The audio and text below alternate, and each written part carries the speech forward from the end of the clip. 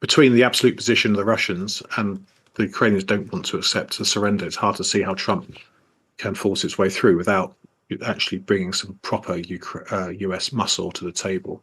I mean, one thing is Russia respects the logic of force, not the logic of reason. And I think there's many tools the Americans could use to bring Russia to a position of compromise, perhaps around territory, but not at the expense of sort of demilitarizing and neutering the Ukrainian government. That would be things like oil, economic pressure, further sanctions, and also providing arms to Ukraine and security guarantees if Russia persists in trying to attack Ukraine. A marked development in the Russia-Ukraine conflict this evening. Ukraine has fired British Storm Shadow long-range missiles into Russia for the first time. 12 long-range missiles were fired into Kursk, a region partially held by Ukrainian forces. This comes via Russian reports. The Ministry of Defence not commenting at the moment. Yesterday, the Prime Minister evaded questions on the subject but reinforced his commitment to Ukraine. I'm not going to comment on operational details. The reason that I'm not going to comment is, I think, well understood, which is Putin is the winner if we do so, and it will undermine Ukraine, and I'm not prepared to do that. I speak to John Foreman, CBE, former defence attaché to Moscow and Kyiv. John, good evening to you. Give us as much information as we can clarify so far, if that's okay. Why is it significant where these long-range missiles have been fired into in Russia, and what does their use mean in a wider context? Sure. Well, firstly, I'm very glad to see finally that the UK has given permission for Storm Shadow to be used against targets in Russia. It's followed on with the American decision to allow ATACMS to be fired. I mean, I think it's very clear this is a limited, proportionate attacks on key military infrastructure to degrade Russia's ability to wage war against Ukraine in those border areas, which it's been doing with impunity for the last 2.5 years because of the restrictions placed by the Americans, and also to stop Ukraine losing territory. And it's been losing territory steadily for the last year or so.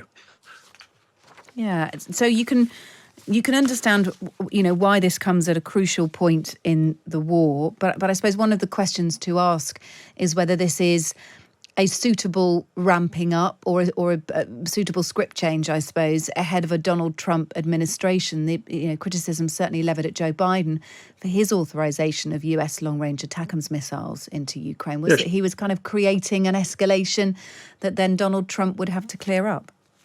Well, I think, personally, the word escalation is thrown around a lot by Russians. Let's be clear, the Russians escalated by invading Ukraine and waging a war against Ukraine and targeting Ukrainian cities and murdering Ukrainian civilians and children. So this is a legitimate response by the Ukrainian government to defend itself in accordance with the United Nations Charter. But I think the timing is obviously interesting. I think there's been a period of stasis due to the presidential election, which is now over, and some of these decisions which have been discussed for years. I mean, I think Ukraine requested supply of these long-range weapons and their use back in 2022. But obviously, given the election is over, Trump's coming in, I think the advent of North Korean troops has changed the calculus in DC, the steady loss of territory, and also to give Ukraine a fighting chance when Trump comes in. Obviously, the less territory they lose, the more they have to bargain with if Trump seems to be set on forcing some sort of deal between Russia and Ukraine. So they have more of a hand, I suppose, there. The supply of this weapon, so just as we throw this forward, really, John, in terms of, both the US supplied long-range weapons, but also the UK Storm Shadows as well, are we talking about a limited supply here? Yes, my understanding is I think you're given the timings. We don't know exactly how many ATACMS the Ukrainians have got, and I think the Storm Shadow are even more limited. I think the Ukrainians were complaining in The Guardian a couple of weeks ago that they hadn't received new Storm Shadow stocks to actually help them inside Ukraine itself and inside Crimea. So I think the question is do these missiles, can they change the trajectory of the war? Probably not. Can they slow down the reverse Ukraine's been suffering over the last year? Probably yes. It not forces the Russian military to adapt, but they've got experience of operating under missile threat inside Ukraine. But I think the numbers required for a significant change in the war, that's probably more than the US and the UK can or will supply. What will Russia's position be on this? We've seen a lot of posturing from them. Vladimir Putin changing his nuclear doctrine, sort of softening some of the circumstances upon which Russia could retaliate against another nation with a nuclear response. How will this news today, not just US long-range missiles, but UK long-range missiles now being used by Ukraine and Russia, how will Vladimir Putin be receiving this news? What are we likely to get in return, if anything? I think, firstly, on the nuclear doctrine, that's also been in the works a long time to be revised. And, as you said, it's lowered some of the threshold for use to a critical threat. And also, I spoke about a massive aerospace assault against Russia, which jeopardizes the country's sovereignty. And neither of those criteria are met by these attacks, which are limited and proportional against military targets. I think so. I would expect, having lived in Moscow, a furious public reaction by the Russian government, and maybe the ambassador gets summoned and talking heads come out and slam the British as being the arch enemy of Russia, the historic enemy. But I think in practice, Putin's quite a cautious decision maker, and I think he'll want to take his time to consider his options. I mean, firstly, he could respond by ramping up even more attacks on Ukrainian cities to deter them from using these weapons. He could escalate laterally by supplying weapons to Russian clients and proxies elsewhere, perhaps in Africa, perhaps in Yemen, perhaps Iran and North Korea. But he also ramp up his unconventional campaign of warfare against the West to more cyber, more sabotage, more assassinations. So those are on the cut, possible on the menu. I think we'll just have to wait and see. But I don't think he'll come out immediately, and you'll have to sort of wait once we get past the bluster to see actually what next step he takes. Vladimir Putin may well be considering what will happen when Donald Trump comes into administration, and he might be thinking about some of the conditions, which he's already heavily hinted at, to be fair, upon which he would be ready to negotiate a peace deal with Ukraine. Whether Ukraine would take part in that is another matter entirely. I mean, the German Chancellor Olaf Scholz, I know, had a conversation with Vladimir Putin on Friday before Germany's snap elections. We know that Donald Trump will seek that conversation as well. Reuters reporting today 5 sources close to Vladimir Putin have given some details about what the Russian president would accept. And it's sort of what we've had all along here, that any ceasefire deal should reflect realities on the ground. What he's talking about here is that Kyiv abandon ambitions to join NATO, and that there won't be any major territorial concessions. So in other words, wherever Russia have occupied, they will not be giving any of those areas back. I mean, this, again, this is all well and good. But Ukraine, as we understand it, will not come to the table with any of these conditions. When you're thinking about how Donald Trump handles this, with Vladimir Putin seemingly being quite clear about what conditions he's happy with and Ukraine saying not at all, where does Donald Trump go with that? Sure. I mean, I think you summarised the Russian position, which is absolutist position, no compromise. They want to give over Ukraine territory, and also the territory they haven't actually got yet, to be surrendered. They want to demilitarize the Ukrainian army. They want to have a firm say in the Ukrainian government, foreign policy, domestic policy. They want a regime change, and they want to basically bring Ukraine to heel and back into the Russian orbit. And of course, the Ukrainian people have fought against that for 2.5 years, but they've fought against it the last 25, 30 years. And as you said, it's unacceptable for the Ukrainians. So between the absolute position of the Russians and the Ukrainians don't want to accept a surrender, it's hard to see how Trump can force its way through without actually bringing some proper US muscle to the table. I mean, one thing is Russia respects the logic of force, not the logic of reason. And I think there's many tools the Americans could use to bring Russia to a position of compromise, perhaps around territory, but not at the expense of sort of demilitarizing and neutering the Ukrainian government. That would be things like oil, economic pressure, further sanctions, and also providing arms to Ukraine and security guarantees if Russia persists in trying to attack Ukraine. So the problem we also have is that I think Trump hasn't actually come out with any firm propositions. A lot of it is like, I can sort it out tomorrow, my guys are fantastic and whatever. But I think we need to get to the position where there's actually some detailed policy proposals. I think that's what the Russians are waiting for, and I think that's what the Ukrainians are waiting for. And I think until we see that, the fighting will continue. And I think Trump's spoken in the past about cessation of hostilities. Cessation of hostilities would basically give Putin what he wants at this stage and allow him to re-attack in the future. So that's not a credible position. Look, thanks. So we have to see beyond the bluster. Yes, yeah, and that can be quite difficult sometimes. Sure.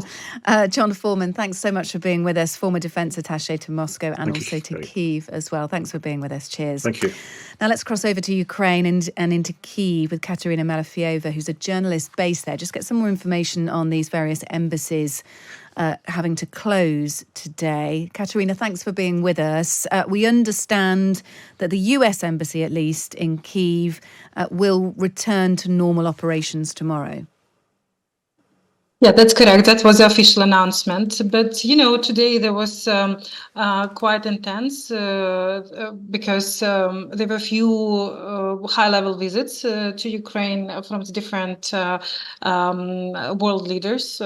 Also, there were all this, the speculations about potential use of the missile attacks, missiles of new range, sort of like spread panic among the Ukrainian population. And I just want to remind that the daily routine for us right now is to wake up from the sound of the air defense. Like this morning, I woke up at 6 a.m. from the explosions. Similar happened 2 days ago on Sunday. On Sunday morning, I woke up in absolutely the same situation. I woke up from the air defense work, and the wreckage of drones fell nearby in the river and in the park nearby, so in my neighborhood. So this became the daily routine. So we are not only reporting about Bakrovsk and other parts of the front line, but we are talking about Kyiv. Yeah, it is also right in front of you, as you point out. Other embassies encouraged their staff to work from home today. Some other Western embassies closed as well. One of the sort of allegations surrounding this, or one of the connections to it, is that actually the US embassy decided to close its doors because it might have received a piece of intelligence, worried about airstrikes, concern about airstrikes, and there's been a bit of conjecture that actually there's a bit of misinformation at play here. I mean, you'd sort of trust the Americans to get it right on this one, but what have you been hearing about the strength of the information coming through, which forced the US to make the decision to close their embassy? You're totally right, and that's exactly what I was talking about, that this information that was spread around in different institutions, in different Ukrainian institutions, as well as social media. So it sort of increased and inflated the panics around the Ukrainian society. For example, many people today, simply during the air raid alerts, they went down to the metro and prepared themselves for spending some time over there. So there were numerous air raid alerts, and all these allegations, all the speculations about potential strikes, they were circulating the media, different media, and up until the state military intelligence published on the official website the denial of these rumors. So we are talking here about the massive misinformation and disinformation that's happening, so that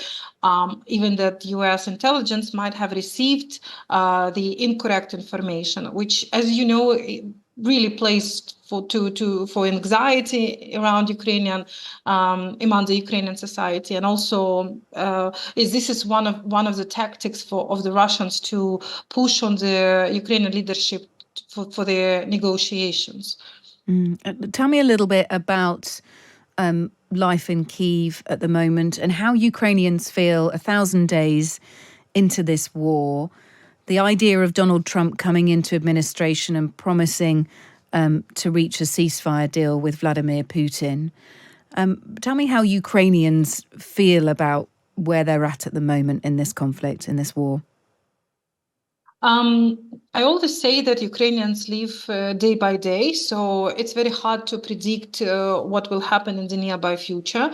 So when there were, after the US elections, there were a lot of questions about how Ukrainians, in fact, react on the choice of the American society. But indeed, in fact, Ukrainian society is like we need to keep going. A lot of things depends on us. In fact, so whoever will be the president, it's up to us to continue this war and to actually win this war. So also there were a lot of worries that Ukraine doesn't have a strategy, overall strategy. But Ukrainian President Volodymyr Zelensky months ago he announced his victory plan for in front of the world leaders, but also 2 days ago, actually yesterday, when we marked 1,000 days of this since the Russian full-scale invasion, he announced the inner plan of resilience of Ukraine. And actually, this is a strategy which shows Ukrainian society the ways towards the ways how to proceed, how to keep being resilient, and how to actually reach the goal and win. But again, Ukrainian society is tired, no doubt. I'm tired too. So we live day by day. I can only tell you that I'm happy that I'm alive, because given that situation every morning in front of my windows, I live on the 15th floor, and I really can see and hear the work of the air defense. So I'm at best, I'm very happy that I'm alive. Yeah. So yes. Look, a much needed bit of context there. Really good to speak to you, Katerina Malafieva there. In terms of the embassies, all returns back to normal tomorrow, but just interesting to hear about some of the tensions there, the overhanging, pressure that surrounds everyone in Ukraine, including, in cities like Kyiv, which you deem to be, relatively safe.